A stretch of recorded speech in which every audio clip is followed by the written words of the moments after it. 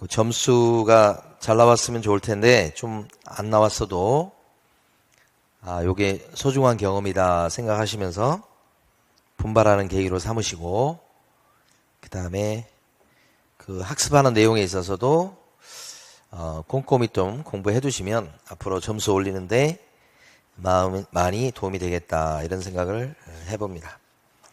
자, 그러면 이제 1교시에 먼저 1번 문제부터 보도록 하겠습니다.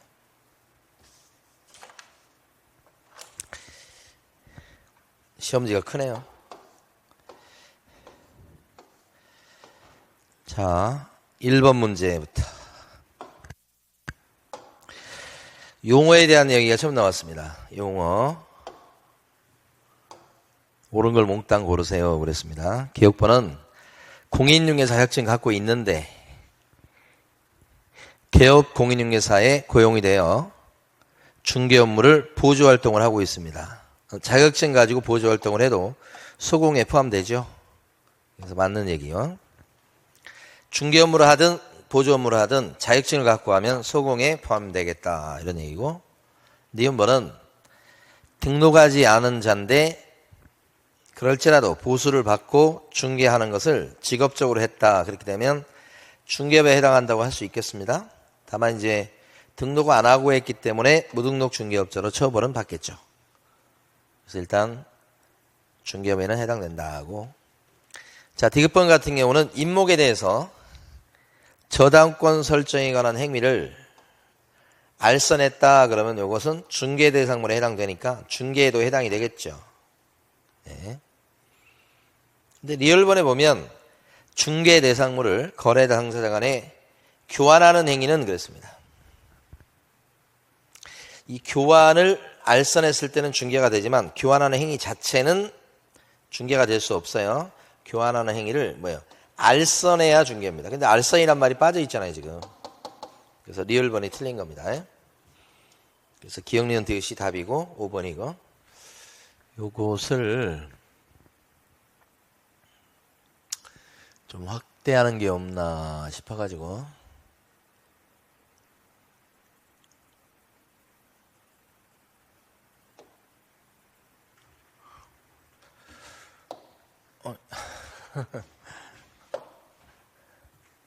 좀 커졌나요? 좀 커진 것 같아. 네, 됐습니다. 자, 1번의 답은 그래서 요거 몇 번이냐면 5번이고, 2번 그지 몰라야 되고 또 바꿔줘야 됩니다. 이렇게 중개 대상에 해당되는 것을 몽땅 고르세요. 토지에 대해서 근저당권 설정에 관한 행위를 하는 것을 알선하는 게 중개가 될 수 있으니까 중개 대상에는 저당권 설정 행위도 들어가죠.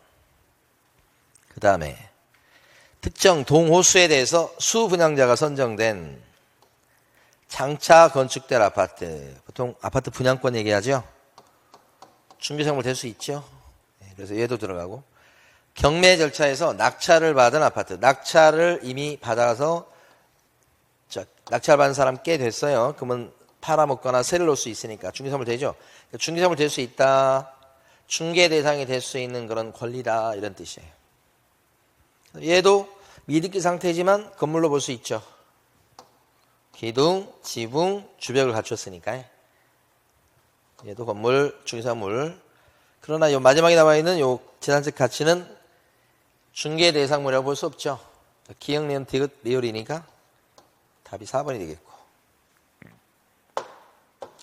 3번에 보면 자격, 공인중개사에 대한 내용 중에서 옳은 것은 했습니다. 자격이 취소됐다 그러면 그럴 때는 3년 동안은 결격자가 돼서 일할 수 없겠죠. 3년이 지나지 않은 사람이다 그러면 결격자니까 보존 될 수 없다, 이렇게 하셔야 돼요. 2번 시도의사가 시험을 시행하는 경우에 미리 공인중개사 정책심의위원회에 의결을 거쳐야 되겠다. 요거 시도의사가 시행할 때는 정책심의위원회 의결을 거칠 필요가 없어요. 국장이 할 때는 그때가 의결이 필요합니다. 그래서 요게 조금 이제 어려운 지문이고. 3번 보수 변경에 관한 사항, 보수 변경에 관한 사항도 어때요? 정책심의위원회 심의 대상이 되죠. 그래서 여기 틀렸고. 다른 사람에게 자기 성명을 사용하여 중개업을 하게 했다. 이거 양도대여거든요. 그러면 자격 박탈 사유가 되니까 요게 맞네요. 5번. 시험 시행기관의 장은 부정행위 한 사람을 적발했을 때는 무효 처분을 하고, 시험 무효. 그 무효 처분이 있은 날부터 5일 안에 다른 시험 시행기관에 통보해야 된다. 이거 5일 이내가 아니고 지체 없이 통보하게 되어 있고, 다만 부정행위에서 무효 처분받은 사람은 5년 동안은 시험을 응시할 수는 없겠죠. 그렇다는 거지. 다른 시도의사 이런 데는 지체 없이 통보해 줘야 됩니다. 5일 이내가 아니고. 답이 4번이겠고요. 4번 문제. 틀린 것은 그랬습니다. 공인중개사인 개업공인중개사가 법인인 개업공인중개사로 종별을 바꿔서 하려고 할 때는 등록증 재교부 신청을 해야 된다. 재교부 신청이 아니고 신규 등록입니다. 그러니까 원칙적으로 이 종별만 바꾸는 상황이 돼도 틀린 거라고 그랬죠, 지금. 그렇죠? 그래서 신규 등록해야 될 거니까 재발급으로 될 것이 아니다. 1번 틀렸어요. 그리고 좀 어려운 지문이고, 근데 알아두실 지문입니다. 2번 법인 대표자를 제외한 임원 또는 사원의 3분의 1 이상은 제외하고 3분의 1 이상은 공인중개사여야 등록할 수 있겠죠. 제외라는 말을 주로 많이 물어보죠. 맞았습니다. 여기서.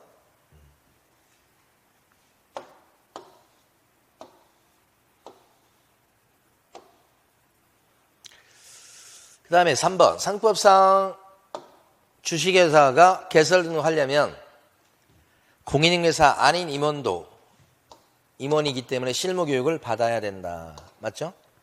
전원이 다 실무교육 받아야 될 거니까. 4번 등록관청은 등록증 교부사항, 등록증을 줬을 때는 다음 달 10일까지 협회 통보하도록 돼 있죠. 협회 통보사항 암기해 두셔야 돼요. 언제까지 통보합니까? 다음 달 10일까지죠.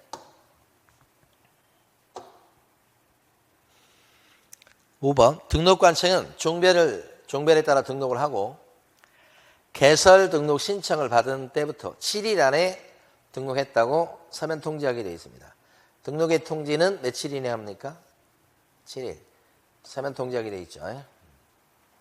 그래서 아까 1번이 틀린 거였죠? 이게 좀 더 커질 수는,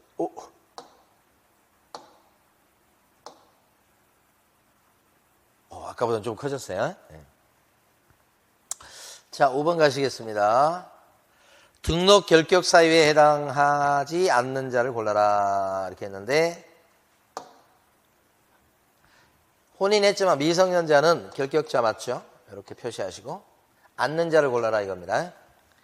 결격자 아닌 사람 이렇게 표시해 두시고, 중개사법을 위반해서 200만 원 벌금 물었다. 벌금 액수가 300만 원부터 결격자죠. 벌금은 결격자 아니죠. 벌금 200 갖고는 중3벌 이거. 자격 취소가 된 사람은 3년 동안 결격자니까 3년 지났대요, 안 지났대? 안 지났죠. 그럼 임원이 결격자인 겁니다. 임원이 결격자면 거기서 끝나는 게 아니고 법인도 결격자가 되는 겁니다. 결격자. 자, 선고위에 나왔다. 찰칼선차 너무너무 좋아요. 무조건 결격자가 아니니까 결격사에 해당되지 않는 사람을 골라라 그랬으니까 X된 걸 골라야 돼요. 아니고 니은하고 리 요거네요. 자, 6번 사무소 설치 아이고 잘못했습니다. 사무소 설치에 관한 설명 중 틀린 것은 틀린 거예요. 법인인 개업공인중개사가 분사무소를 설치 신고할 때 설치 신고서에다가 보증 설정 증명 서류를 첨부해야 되겠다. 분사무소 설치 신고할 때는 보증 서류가 들어가죠. 분사무소 설치 신고할 때 구비 서류, 제출 서류 그러면 실사 보. 보가 보증 서류죠. 맞습니다. 자격증 사본은 면제돼요. 알아보니까. 2번. 개업공인중개사가 이 법을 위반해서 2개의 사무소를 설치했다. 이중사무소죠.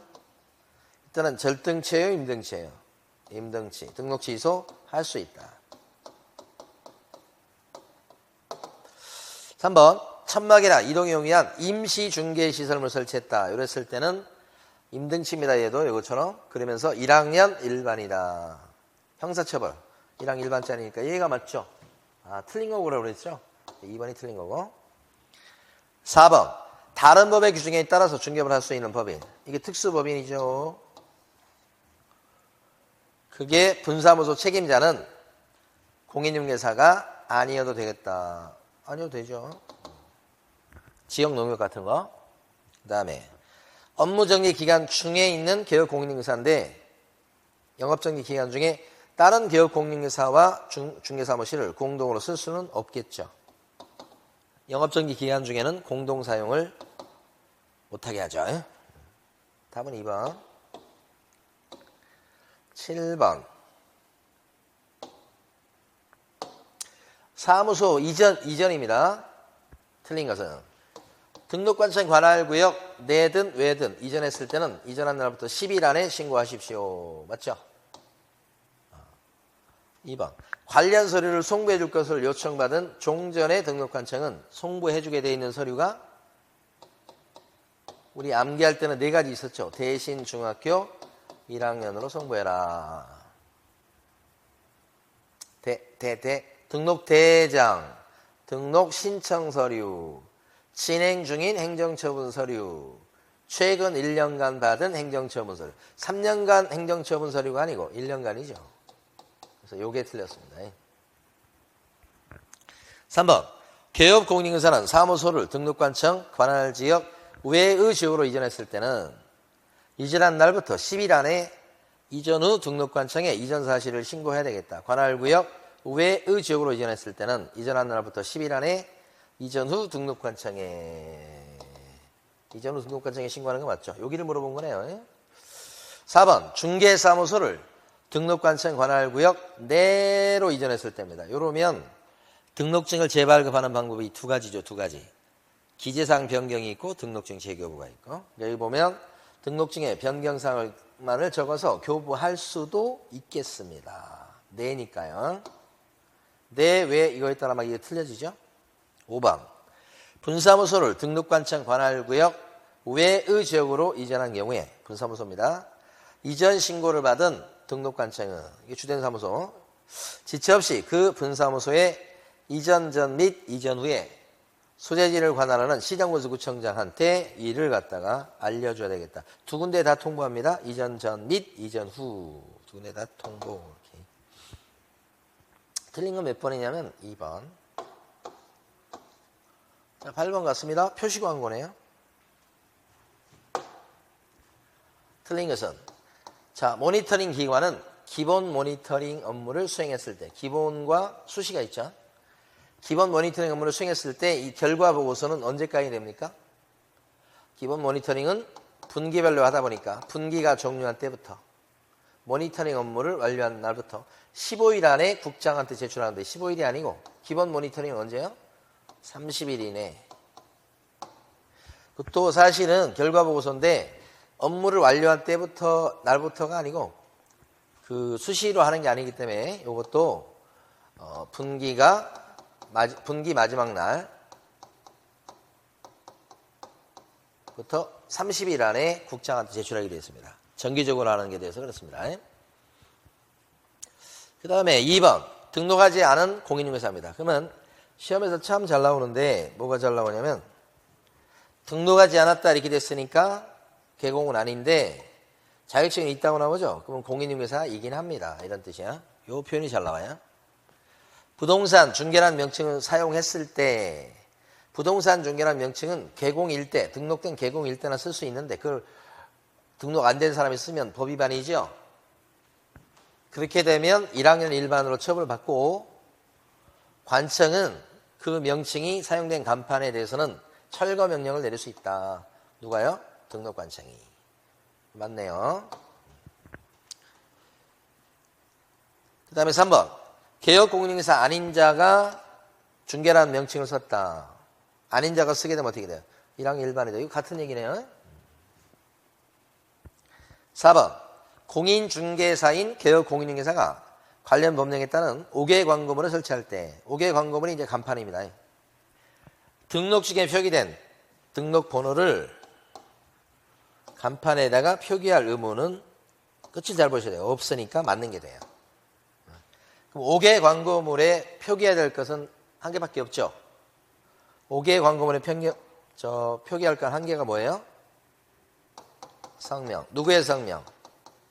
개공의 성명. 그래서 간판, 실명제 이렇게 얘기하죠. 등록번호는 표기할 의무는 없다. 등록관청에 사무소 이전 사실을 신고했을 때 지체 없이 간판을 갖다가 철거해야 되겠다. 우리 등록관청이 철거한다는 게 아니고 개공이 사무소 이전 신고하면 지체 없이 간판을 철거해야 된다. 개공이 철거해야 된다는 뜻입니다. 스스로. 그리고 안 했을 때는 대집행 들어갈 수 있죠. 이럴 때 간판 철거해야 되는데 안 하면 100만 원 이하의 과태료 사유입니까? 아니라고 하는 거 꼭 알아두셔야 돼요. 대신 떼내죠. 대집행. 그래서 다 맞는데 1번이 틀린 거거든요. 그런데 1번과 관련해서 기본 모니터링은 30일 안에 보고서를 내고 수시 모니터링은요. 모니터링 업무가 끝난 날부터 15일 안에 보고서 내는 겁니다. 수시는 15일. 기본은 30일. 잘 구별해 두시고 이것처럼 나올 가능성이 높아요. 9번. 공인중개사인 사장님인 갑 있고 사장님입니다. 소공이 을이 있어요. 근데 어떤 잘못했냐면 일을 하다가 소공을이 밑에 있는 직원이 잘못한 겁니다. 주택법상 주택공급질서 교란행위에 해당하는 증서에 매매를 중개했다. 그러니까 여기 무슨 청약통장이나 이런 걸 갖다가 중개해 준 거예요. 그거 원래 거래할 수 없는 건데 금지행위에 들어가죠. 금지행위 중에서 금지증서, 양도금지증서를 중개해 주거나 매매업을 했다. 그러면 양도금지증서를 이렇게 되면 금지행위에 들어가죠. 우리가 증서로 따서 암기를 많이 한 겁니다. 증서. 이게 형량으로 봤을 때 3학년 3반짜리예요. 틀린 것은 을 밑에 있는 소공 을의 행위는 갑의 행위로 본다. 맞죠? 자, 손님 병 입장에서 봤을 때는 갑 또는 을에게 물어내라 배상 청구할 수가 있고 둘은 연대 책임을 지게 되죠. 등록관청은 개공 갑에 대해서 6개월 범위 안에서 영업정지 처분을 할 수 있다. 이게 금쟁이 들어가니까 원래는 임등치죠. 등록 취소할 수 있는 사유인데 등록 취소까지는 안 했을 때 영업정지 때릴 수 있는 거지. 이것도 맞지? 그 다음에 소공글이 징역을 받았다. 그랬을 때는 자격증 있는 사람인데 징역을 받았다. 그러면 자격 취소가 된다. 이게 징역을 받은 게 중개사법상의 금지행위에 해당되죠. 3학년 3반이라고 그랬잖아요, 여기. 그래서 이거 징역을 받게 되면 자격 취소 사유가 되겠습니다. 응? 중개사법 위반으로 징역이니까. 이법 위반이잖아요. 그 다음 5번이 여기 틀린 거예요. 밑에 있는 의뢰 행위로 300만 원의 벌금 물었습니다. 밑에 사람 때문에 그런 거죠. 갑이 직접 잘못한 게 아니고. 그랬을 때는 양벌 규정에 따라서 개업 공인중개사가 벌금을 물을 수 있어요. 개공은 양벌 규정에 따라서 개공이 벌금을 물을 수 있어요. 벌금. 그런데 등록 결격 사유에 해당되지는 않죠. 따라서 등록 취소 당하지도 않는다. 세트로 알아두셔야 돼. 중요합니다. 상당히 중요한 내용이 5번이에요. 그러니까 밑에 있는 사람이 사고 치는 바람에 양벌 규정에 걸려들어서 벌금을 문다 이렇게 되면 그때는 결격자 아니고 그래서 등록 취소 당하지도 않는다. 사장님은 그렇게 된다고요. 판례 입장을 얘기한 거죠. 그래서 5번이 틀린 얘기. 10번 틀린 것은 물었습니다.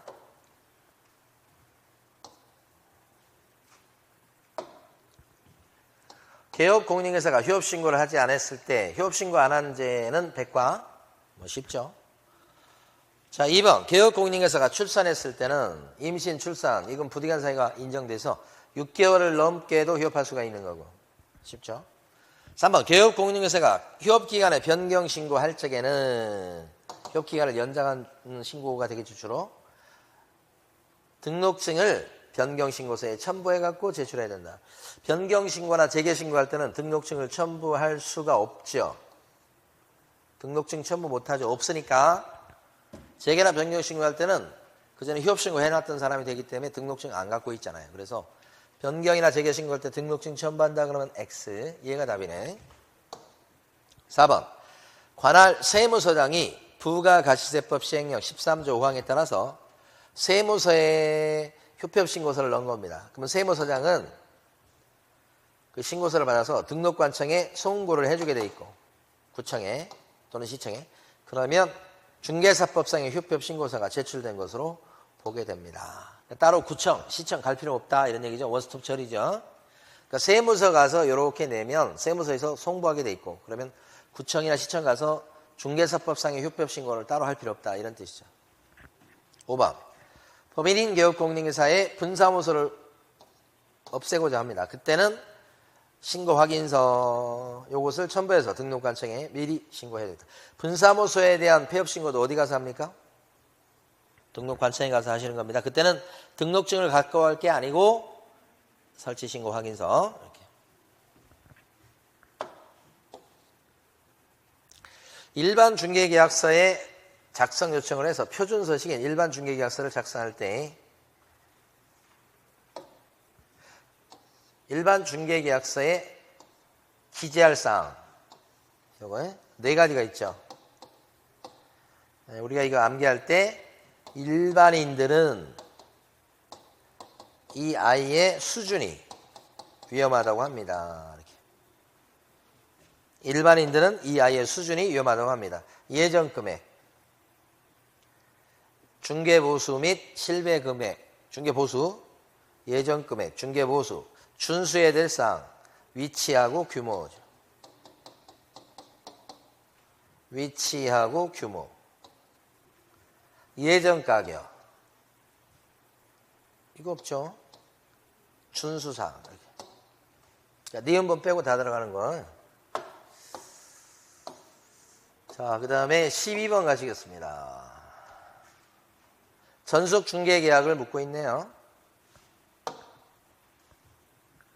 근데 이게 주택 임대차입니다. 임대차.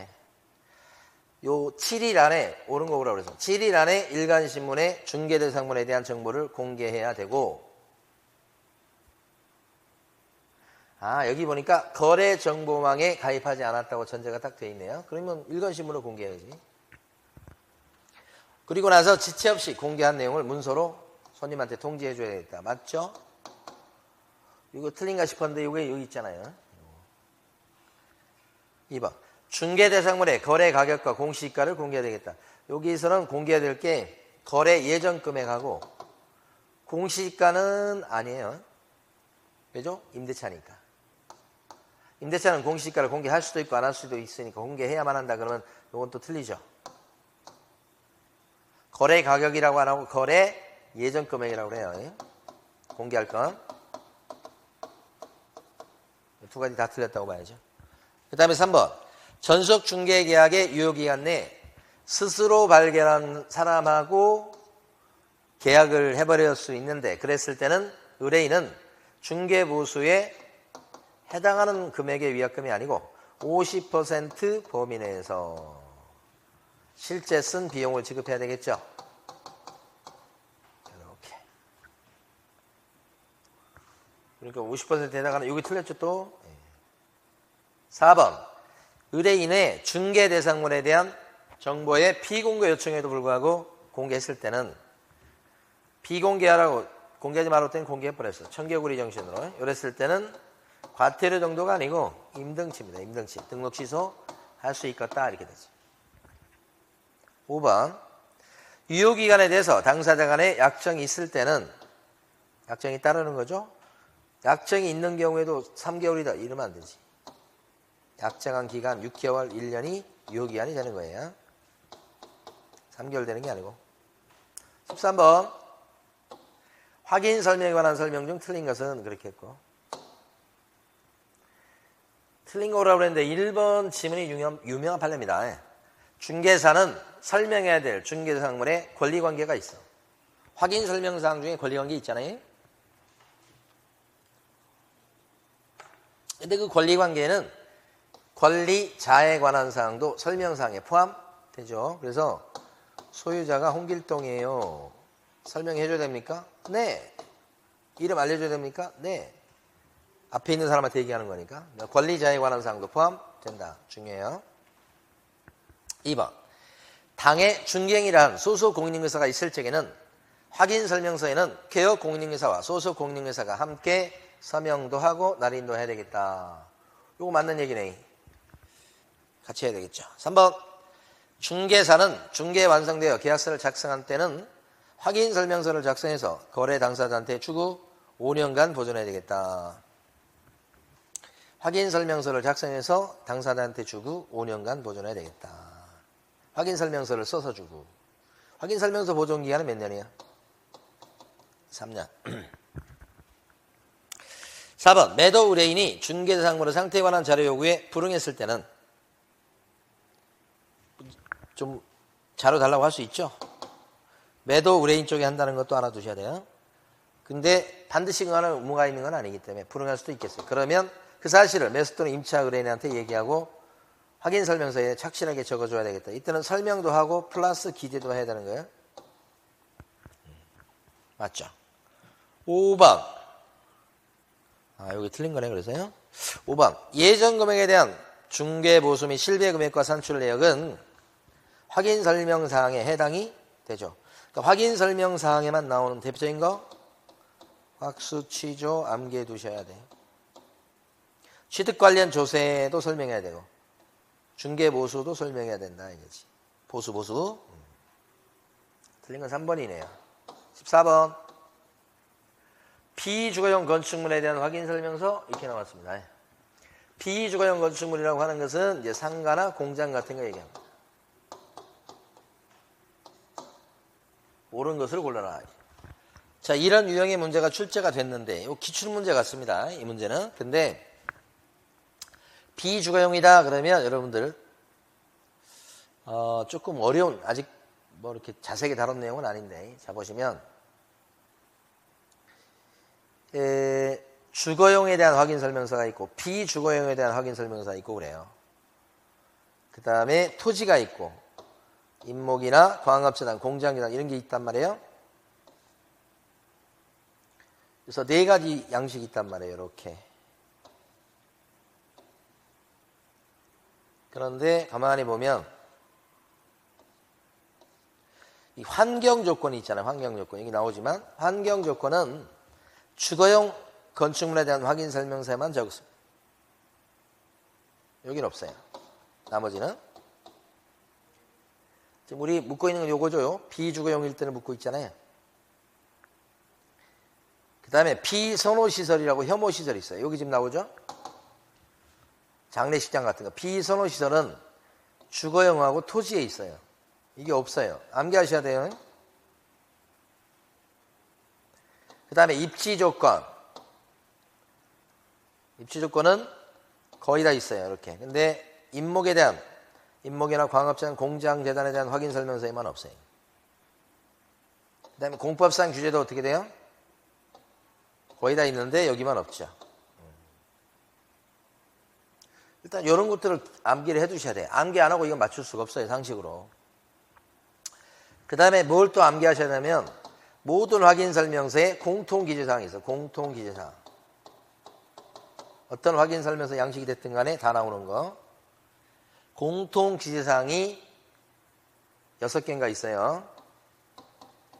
우리가 암기할 때는 공통기재사항은 전 세계 사람들의 공통 관심사는 예수님의 취권 발표다.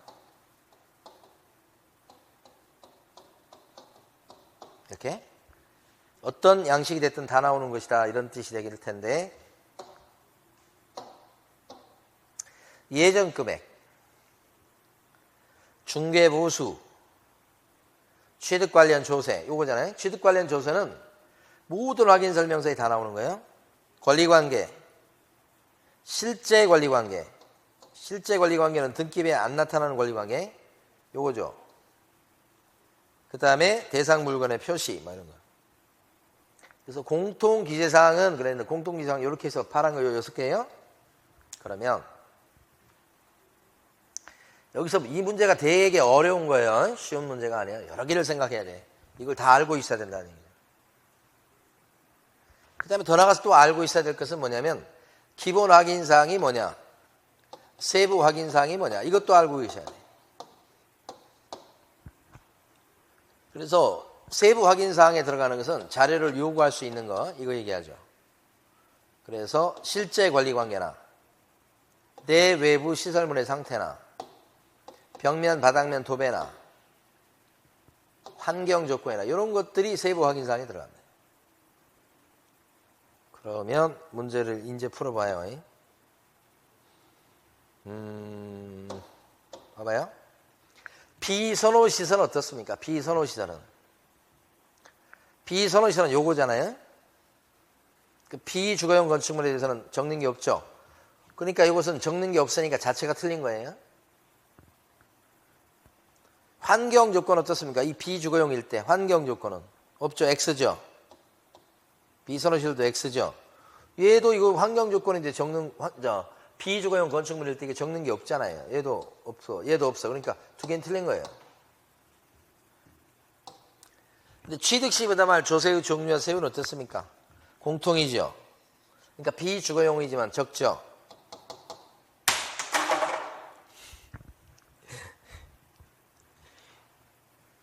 적어요.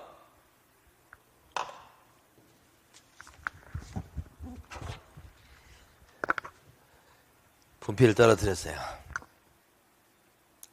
적는데 기본이냐 세부냐 이거지. 취득 관련 조세는. 요 세부 확인사항이라는 요것밖에 없잖아 지금. 실제 권리관계, 내외부 시설물의 상태, 벽면, 바닥면, 도배, 환경. 그러니까 얘는 공통기재사항이니까 적는 건 맞아요. 기본입니까 세부입니까? 기본이에요. 그 얘는 맞는 거예요. 실제 권리관계는 어때요? 공통사항이죠. 그래서 비주거용이지만 적는 거 맞죠? 실제 권리관계는 기본인가요? 세부인가요? 세부. 그래서 맞죠? 이것도 동글뱅이 이렇게 되는 거죠. 답은 옳은 것은 니은하고 디귿번이니까 답이 3번이 되겠어요. 어마무시한 문제입니다. 기출문제지만 머리가 빠개지겠어요. 자, 15번 계약서 작성에 관한 설명 중 옳은 것은 그랬습니다. 중개 완성시켰을 때만 계약서를 써주라. 완성시켰을 때만, 맞죠? 빼고 다 틀린 거죠. 2번이 틀린 것은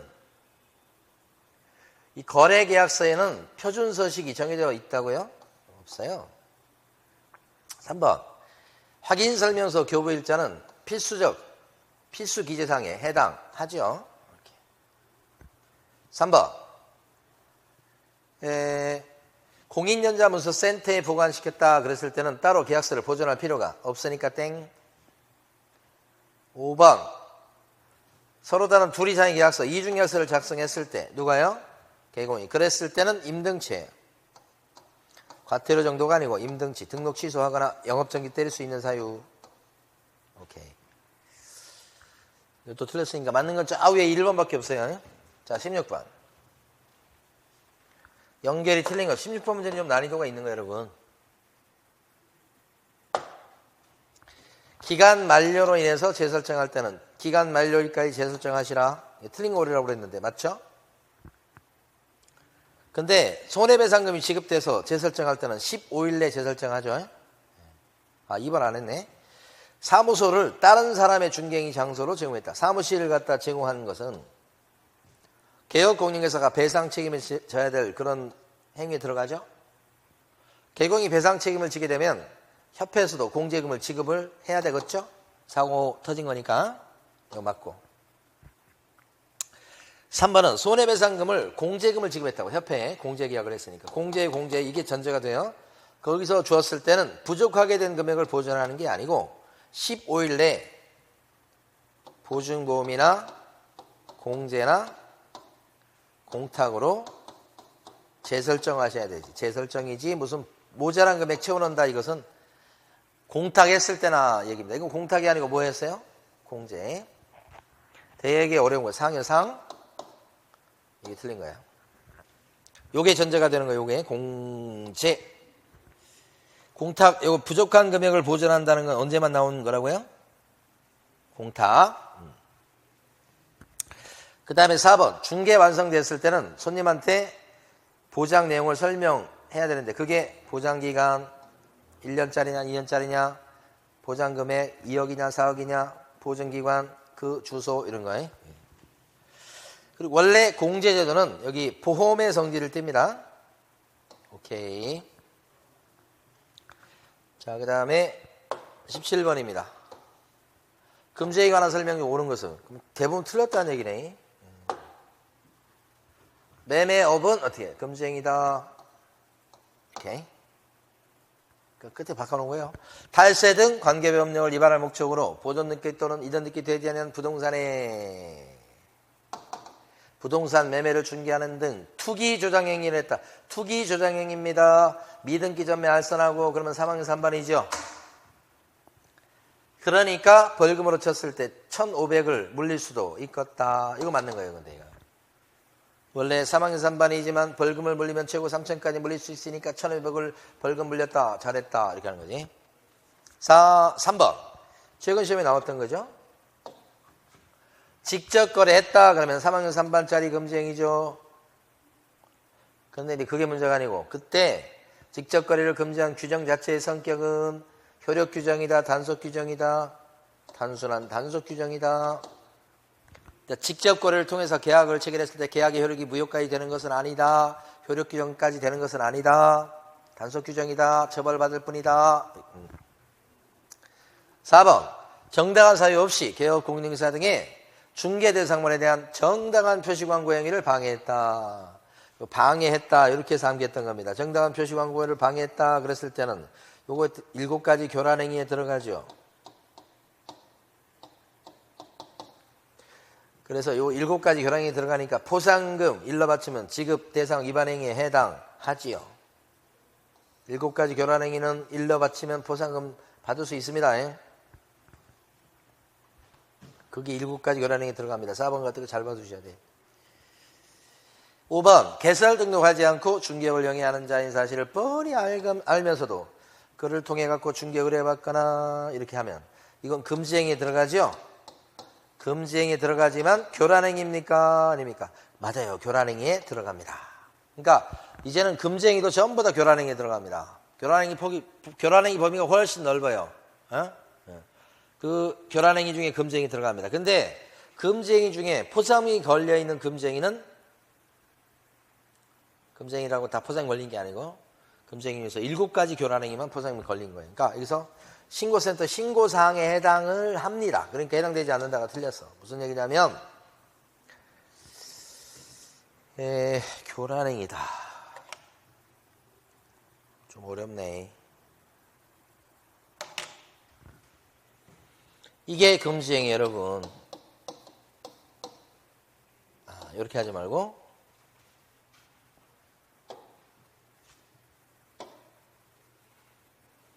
교란행위라는 게 있어. 교란. 이게 교란행위야. 머리 아파. 수시까지야. 교란행위 중에 뭐가 들어갑니까요? 여기에 금지행위가 들어갑니다. 금지행위 말고도 교란행위 많아요. 근데 그 중에 금지행위는 교란행위예요. 근데 금지행위 몇 가지입니까? 14가지죠. 그러니까 금지행위 14가지 전부 다 교란행위에 들어갑니다. 근데 금지행위 중에 보면 이렇게 엑기스가 엑기스 X 7가지 교란행위가 있습니다. 요 7가지 교란행위는 금지행위에 들어가죠. 교란행위 당연히 들어가고 금쟁이 들어가죠. 요 7가지 교란행위는 어떻습니까? 보상금이 걸려있죠. 일러 바치면 이렇게. 그 7가지 교란행위가 시세를 조작하는 단체로서 반쪽, 나머지 반쪽은 개공의 업무를 시험에 100% 나오네. 100%. 요게 특, 높이방. 이게 시험에 안 나오면 시험이 아니에요. 7가지예요. 그래서 2가지, 분녀의 쪽 5가지, 7가지, 개공 쪽 2가지, 7가지 교란행위, 보상금이 걸려 있잖아요. 근데 금쟁이 중에서 나머지 7가지 금쟁이가 있죠. 요 나머지 7가지. 여기는 요 나머지는 보상금하고는 관련이 없죠. 여기는 보상금 X. 그런데 이것도 어차피 전체적으로 교란행위에 들어가죠. 얘도. 요 교란행위는 신고센터에 신고해가지고 잃을 수 있게 돼 있어요. 보상금 주느냐 안 주느냐는 그 다음 문제예요. 그래서 교란행위는 수십 가지인데 다 신고센터에 신고사항이에요. 그러면 이게 아닌 이것도 신고센터에 신고할 수 있겠죠. 근데 보상금은 못 받지. 근데 이것은 신고센터에 신고할 수 있지. 근데 보상금은 주죠. 여기밖에 설명 못 하겠어. 신고센터 신고사항이 들어갑니다. 이게 무등록 중개업자와의 협조행위로서 금쟁이 들어가는데 7가지 교란행위는 아니어서 보상금은 안 주지만 신고센터의 신고사항에 들어간다고요. 자, 틀린 것은 그랬습니다. 18번. 권리관계 등 확인에 소요된 실비를 영수증을 첨부해가지고 틀린 거 오라고 그랬네. 누구한테 청구할 수 있습니까? 매도 또는 중개 의뢰인에게, 매도 중개 의뢰인에게 청구할 수 있다. 요 팔아달라는 사람한테 권리관계 확인에 소요된 실비를 받을 수 있죠. 권리관계 등 확인에 소요된 실비는 누구한테 달라고 할 수 있다. 매도인, 임대인 쪽이죠. 이전하려는 의뢰인 쪽이죠. 맞죠. 보수 지급 시기 간단합니다. 대금 지급이 완료됐나 이건 아실 거고.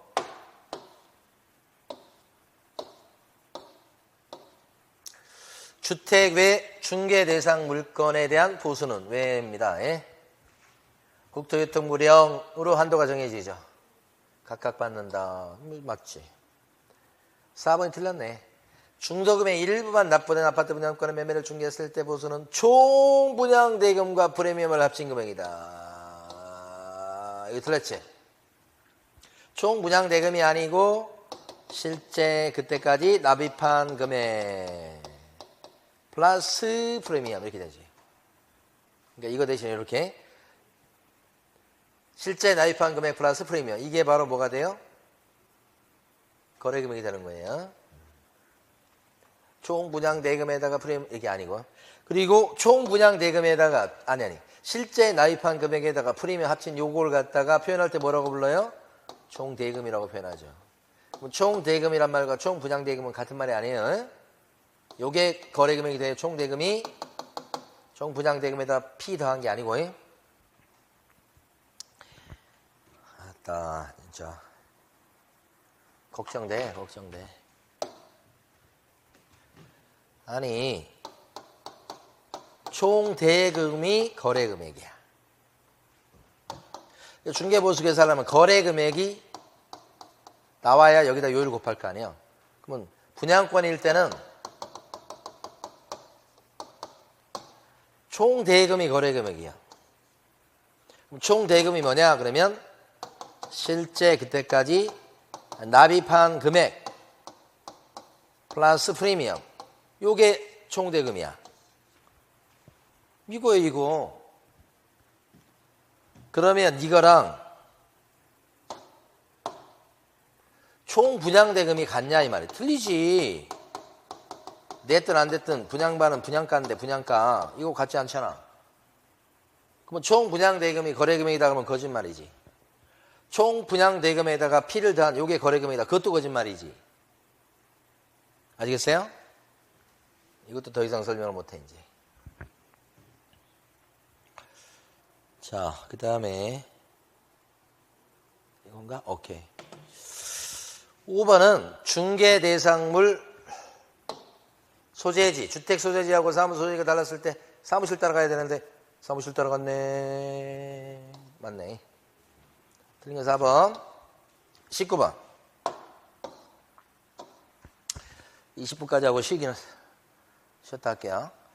A씨의 사무소를 둔 개업공인회사 갑은 A씨에 있대. B씨에 소지하는 을소의 건물을 물건지 B씨 물건지 주택의 면적이 3분의 1이래. 그러면 주택 외 부분의 면적이 3분의 2니까 주택 외 물건에 대한 한도를 적용한다고? 그러면 0.9예요.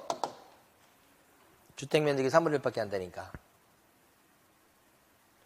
주택을 적용을 받는 게 아니고 주택 외 물건 적용받으니까 뭐 어느 조례 이건 그게 중요한 건 아니잖아.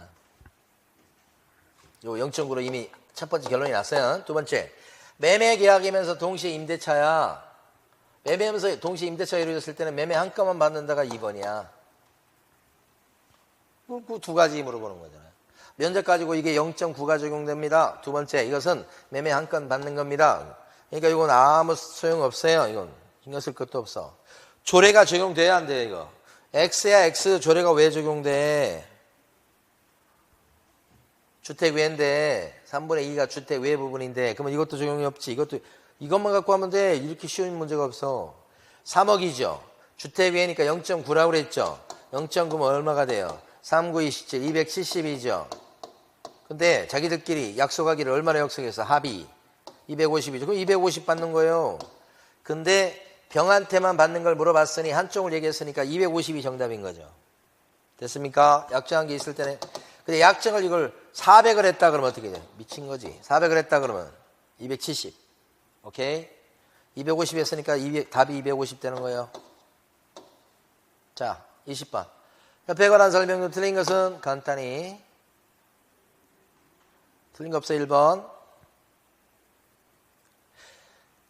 공제사업 운영이 적정치 않았다 그랬을 때 불건전한 자산에 대해서 적립금 보유하시라라고 명할 수 있다. 이것도 맞지.